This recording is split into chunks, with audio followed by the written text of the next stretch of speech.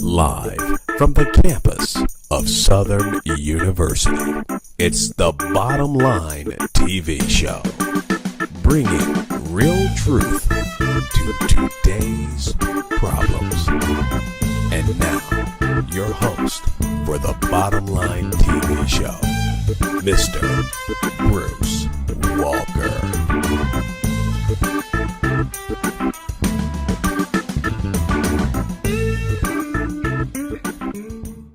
Welcome to the Bottom Line, and I'm your host, Bruce Walker, first giving my obedience to Christ, who's truly the head of all of our lives. This week, we have the outgoing president of Southern University, Dr. Ronald Mason, and we are talking about everything from higher education to Ferguson. Join us. Thank you, Dr. Mason, for coming in. You know, it's only fitting that you stop by here on your way out because, you know, you are part of the reason that the Bottom Line is here. You know, you wrote the foreword for the book, The Four Woes of the Struggling Man, and I'm always be indebted to you for that. And, you know, I just admire you so much. And then to come to find out that you're native New Orleans, you know, that warms the heart and create an even greater connection. And, you know, I ain't too many cheerleaders for nobody, but you on that list because I appreciate the things that you've come and done at the university over the years. And me being a small businessman and being blessed to be the CEO of a company, I know what it takes to lead a small company. So, you know, what you had to do for Southern over the past years, hats off to you. My prayers are going to be forever with you, whatever you decide to do after this. And, you know, just fill us in. First of all, some people don't know who the Honorable Dr. Mason is, but so take a minute and introduce yourself, tell them a little bit about your family and stuff like that. Sure. First of all, let me say I'm very proud of you and your success. You're right. We were here saw that at the beginning of this program start. Yes, sir. And you've come a long way. You told me how many hits you're getting these days, how many viewers. And The Four Woes of the Black Man, I still think is an important book that everybody should get a hold of and read. So congratulations, you know, to you and all of your success. Yeah, my name is Ronald Mason. As we just found out a few minutes ago, we both from New Orleans. We both grew up around the corner from each other. You're a lot younger than me, but, you know, the same neighborhood, same situation, not much changed. So I guess that's why we hit it off, Bruce, from the beginning, you know. Just saw the common roots, common ambitions, and, you know, common ideas about what the challenges are and how to solve the problems, right? Amen. You know, I'm the president of the Southern University system, have been for the last 5 years. It's been quite a ride. As you know, come June, I'll be moving on to another position, either at Southern or another presidency. More than likely, it'll be another presidency. In fact, I've already gotten an offer, and I'm trying to work out the details as we speak, but I can't say where it is yet. You know, let's spend some time talking about Southern, you know, the last 5 years, the future, you know, what needs to happen to ensure, I think, that a great institution, you know, can not only survive but thrive over time. And I think make for a good conversation this morning. Amen, amen. I like, I like, that jovialness in your voice when you talk about the system, you know, and I know you said deep down inside you leaving because, you know, you was passionate about what you did for that university, and I appreciate it. And, you know, if you would, you know, take us back a little bit and tell us a little bit about some of the challenges that you found at Southern. Sure. Well, when we came in I guess that was July 2010, it was the beginning of a very tumultuous time in the state of Louisiana for higher education in general.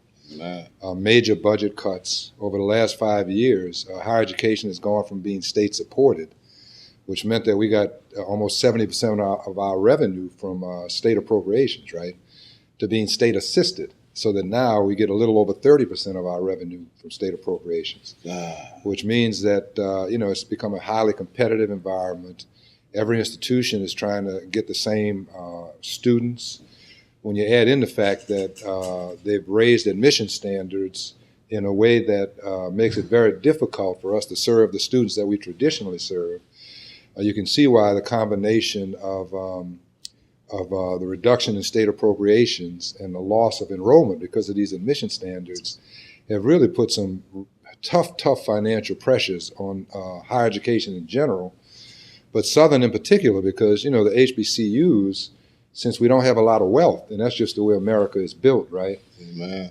Since we don't have a lot of wealth, we're kind of like the canary in the coal mine. So we don't have the cushion to defend against these major cuts. So anything that's going to happen in higher education is going to happen to us first. So you've seen a lot of furloughs, a lot of downsizings, a lot of budget reductions, a lot of reduction in staff. Just a real tough situation to manage your way through over the course of the last 5 years. But, we've gotten some things done in spite of that. Amen. And I think made some pretty good progress, in very challenging times.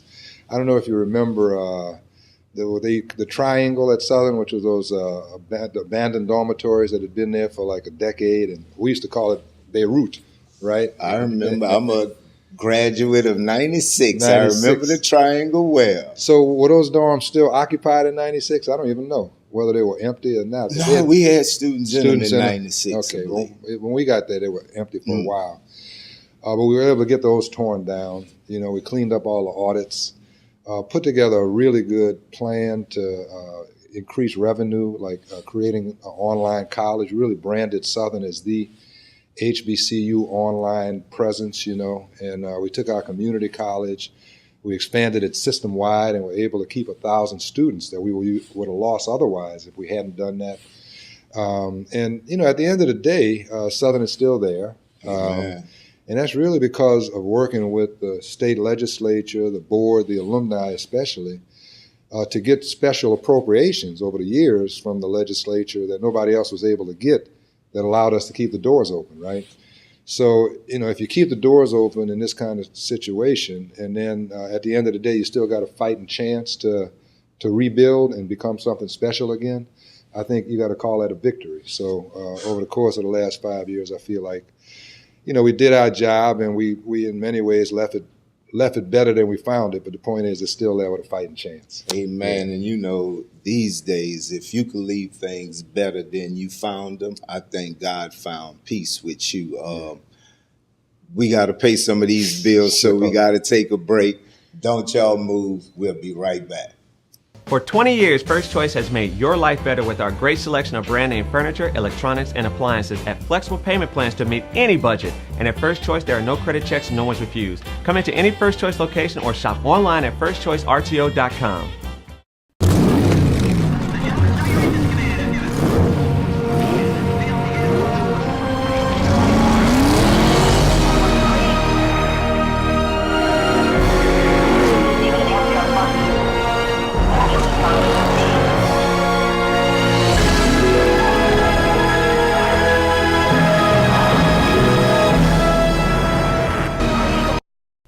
Hello, I'm Reverend A.J. Johnson with Baton Rouge AIDS Society.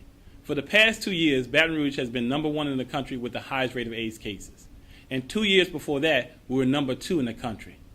My thing is, let's be part of the solution and not the problem. Get tested, get your results, and get on with your life.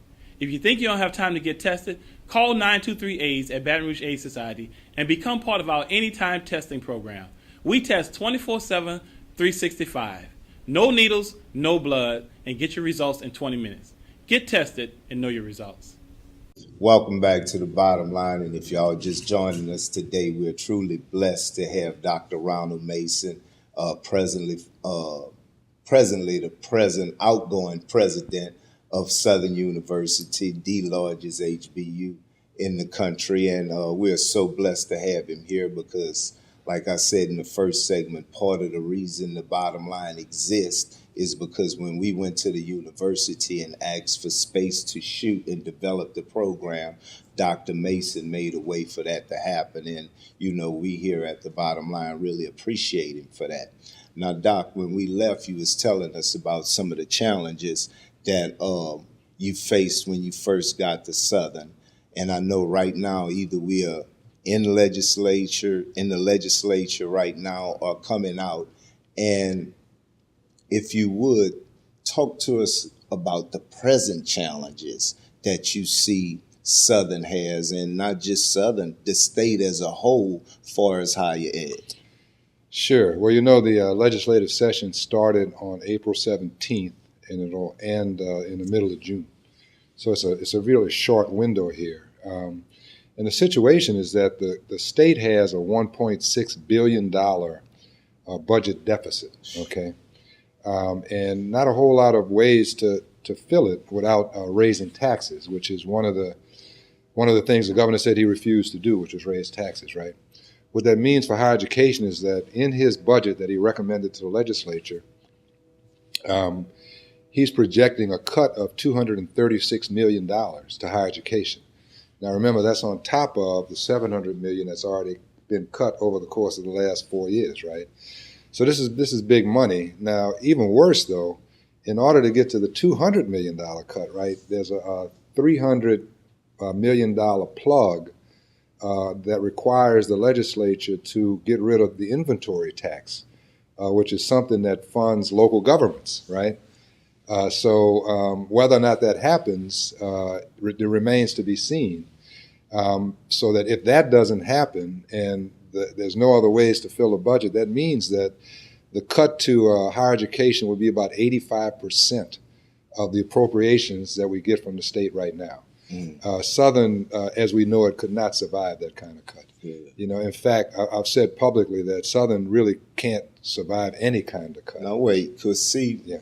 I think when you say Southern can't survive that cut, I don't think the viewing audience hear what that actually mean. So when you say Southern can't survive that cut, you actually saying that we could actually go up to the bluff one day and see a closed university, or that's not what that means? Well, what I said was Southern, as we know it, can't survive that kind of cut, okay? Now, what it would be at the end of the day really depends on a few things, right? One, how much resources do we really get at the end of the day from the legislature? And that's an open question. Two, whether we can solve the problems that already exist on the campus. Because, for example, the flagship in Baton Rouge, it has a structural deficit that we're struggling to figure out how to solve. What that means is that in Baton Rouge, we spend about $8 million a year more than we take in every year. And we've been able to plug that with these special appropriations. But with the state having a $1.6 billion deficit, we don't know that we're going to be able to get those special appropriations to plug that hole, right? So why is that gap so big? What is it, a lack of enrollment? Is the main reason for that big gap? I think it's a combination of a few things. One, the state budget cuts. We've actually lost resources, right? Two, the loss of enrollment. So you're losing revenue from two sources. Okay. So you get caught in this downward spiral that really makes it hard for you to compete, see? For example, if you look at what's happened over the last few years with African-American students, and then you factor in the increased enrollment standards, now you need a 20 to get into a 4-year school in the state of Louisiana, and the average ACT for a minority student is a little over 17. So you can see what's going on here, right? So that over the last 3 years, while we've lost African-American enrollment, Baton Rouge Community College has gained, LSU has gained, and ULL has gained African-American enrollment almost in the exact numbers that we've lost. So you can see how that shift is happening there. And then what happens when you lose resources, then your ability to do business starts to suffer because you don't have the resources you need to hire the people and hire the skills. So all of these things are going on right now, and it's a real challenge that is already difficult to manage. But you put on top of that these major budget cuts that the governor's proposing, you can see why I've been making it real clear that we really can't handle another budget cut at all and be the same institution that we are and survive. So what we've been trying to get the board to understand over the last 4 years is, look, there's a new reality here. You can't do what you've been doing the way we've been doing it. So here's the things that we think we need to do, and some of it has to do with reducing expenses and sharpening up the business practices on the one hand, and then the other one has to do with increasing revenue through this online college and the College Connect program, which I know we're going to talk about in the next segment. So what you're saying, it's even more important now than ever that universities be ran more like a fine-tuned business. Because if not, you pretty much, because, a lot of times university does have reputation for having wasteful practices a lot of times. And those days are pretty much gone for universities. If you have a lot of wasteful practices, you're going to practice yourself right out of the university business. That's absolutely right. I mean, look, nowadays students don't want to wait in line to get registered.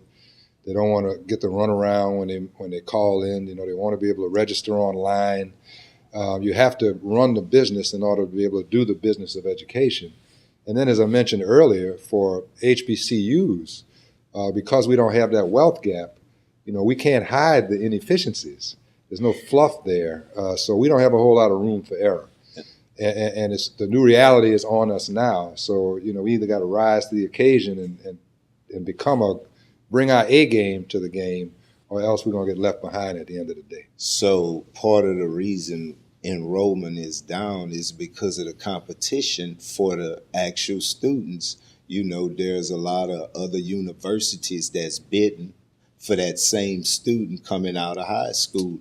And if we at Southern cannot offer a product that doesn't allow them to wait in line for 2 hours to get registered and things like that, it's going to suffer in the sense that they're not going to choose to come to our university. Well, I mean, think about it. You have UL Hammond, which is 40 miles away.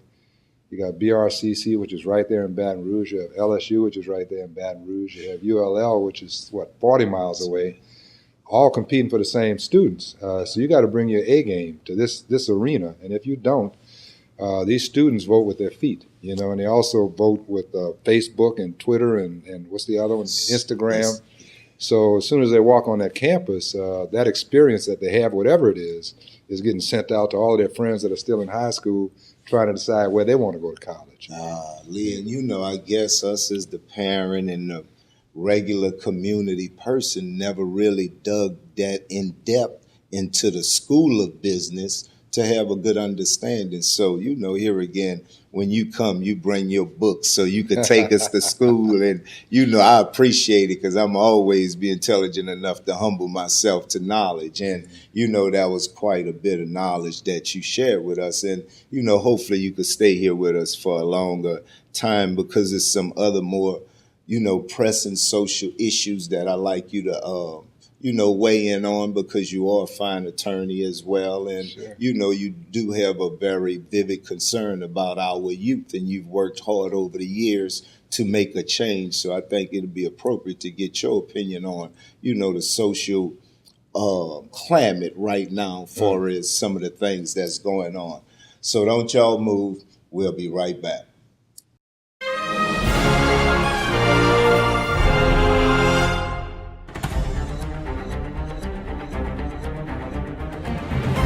If you only download one app, that app should be For Woes. And now, the last Sunday of each month, someone's going to win a For Woes app gift bag. Just click on the menu tab at the bottom and like our Facebook page. It's that easy. Then write a quick post so we know who you are. Just simply state, I should get the gift bag because it's that simple. Remember, the last Sunday of each month, we'll pick a winner.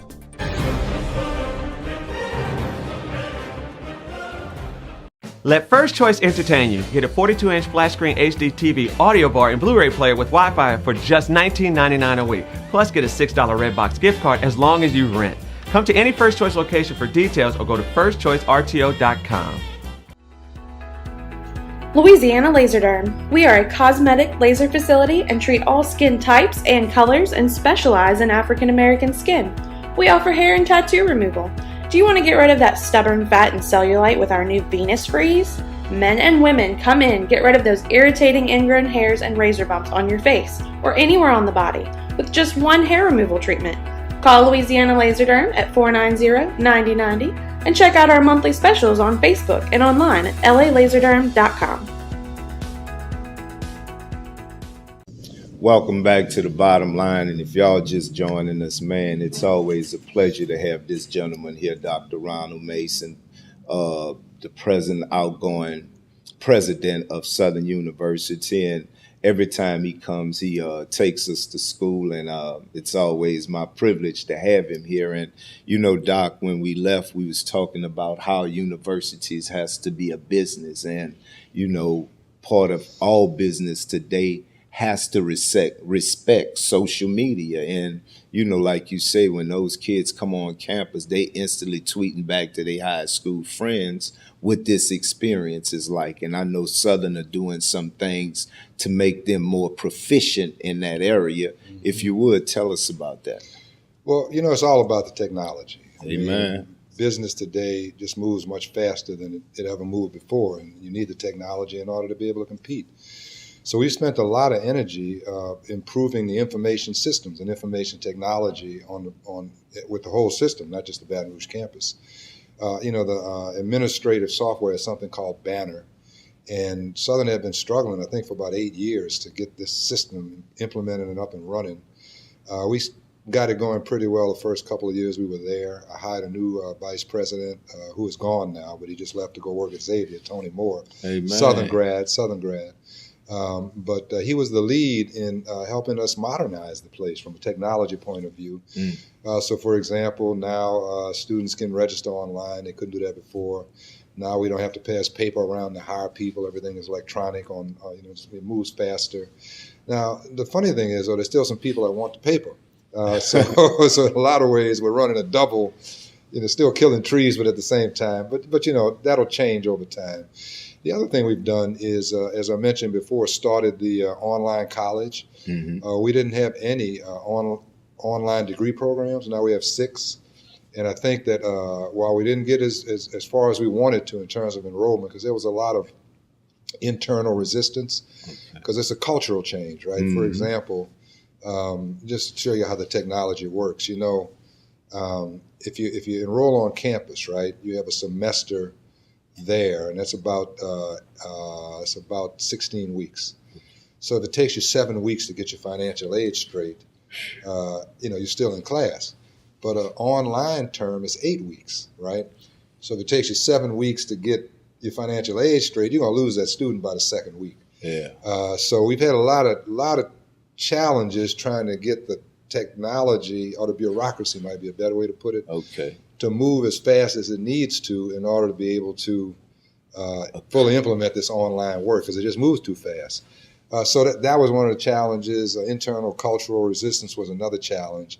But we got our foot in the door, and Southern is the main player now among HBCUs in online degree programs. That fast. So, you know, we got a couple of hundred students now, but if we stick to it, and if we can get the hurdles internal out of the way, I expect that will be a program with 2,000 to 3,000 students in the next 2 or 3 years, which would financially save the Southern system. And this is a system-wide initiative. And one of the things that gives Southern an advantage, right, is because we got a community college.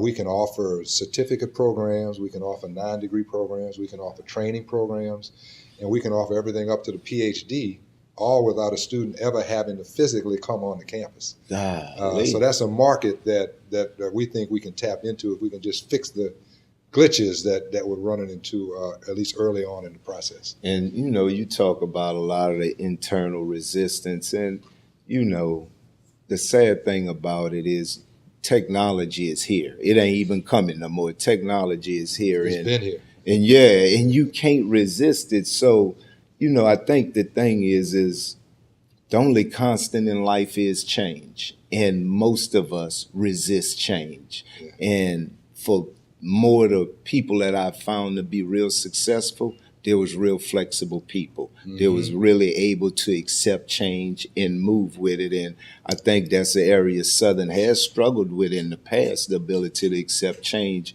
and move on. So we're going to pray about that for my audience. We got a praying audience out there. So we're going to pray about that as well. And, ask to see that some of that change, Doc, and we almost coming to the end of this hour, and I'm glad you're going to stay another 30 minutes with us, because here again, your wisdom is second to none a lot of days. And one of the things I want to talk about in this next half hour is some of the things that you've seen going on over the last 5 to 6 months with the racial tensions between the communities and the police and things like that. And, my thing is, a lot of times we just want to look at what's going on today. But I think you have a very interesting perspective of how we got here. And I think a lot of times if you really want to solve a problem, you got to go all the way back to the foundation and be bold enough to admit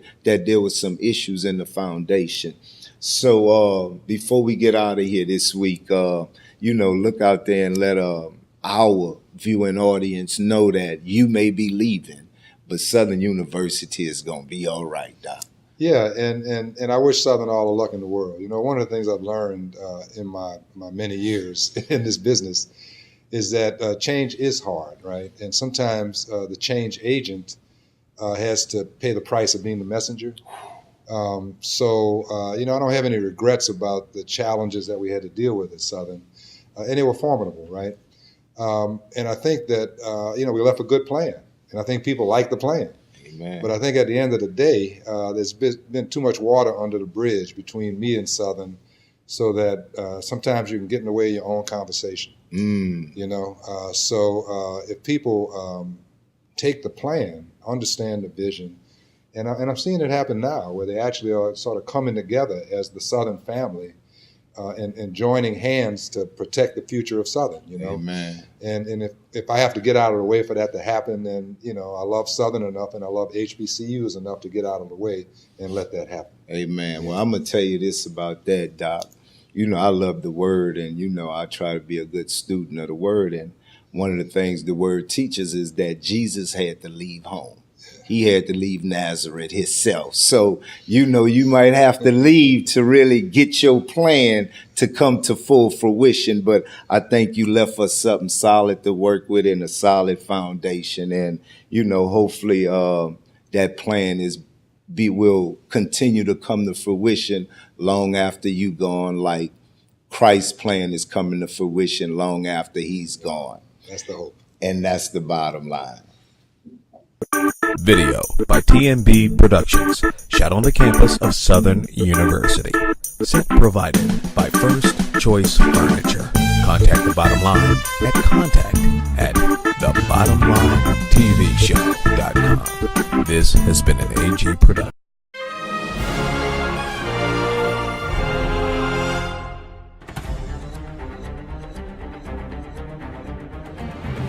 If you only download one app, that app should be